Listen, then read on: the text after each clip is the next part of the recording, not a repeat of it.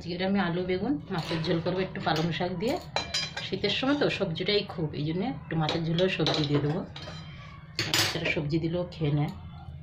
কম করে নুন হলুদ মেখে রেখেছি রুই মাছ, ভেজে নিয়েছি ভালো করে।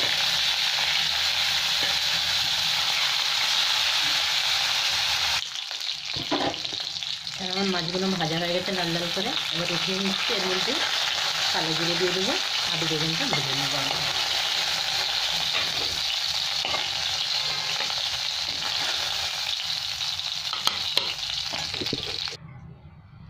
কালো জিরে দিয়ে দিলাম তেলের মধ্যে। এবার আমি আলুগুলো উঠিয়ে দেবো।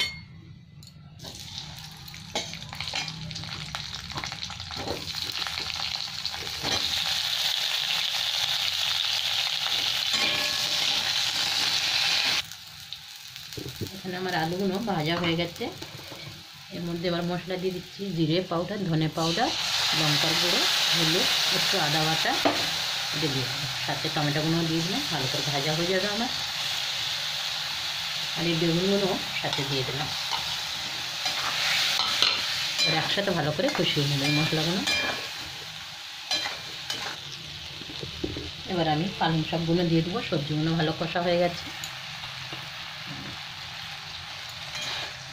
একটু নেড়ে নেবো। তারপরে গরম জল সাইডে করেছি, গরম জলটা দিয়ে দেবো। এবার আমি গরম জলটা দিয়ে দিচ্ছি।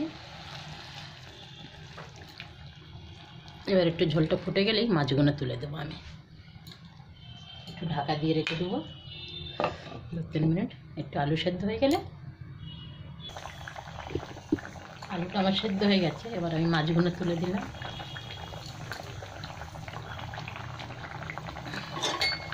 মাছগুলো একটু ফুটে গেলেই গ্যাসটা বন্ধ করে দেবো। হয়ে গেছে আমার রান্না। এখানে আমার মাছের ঝোল হয়ে গেছে, এবার গ্যাসটা বন্ধ করে দিলাম।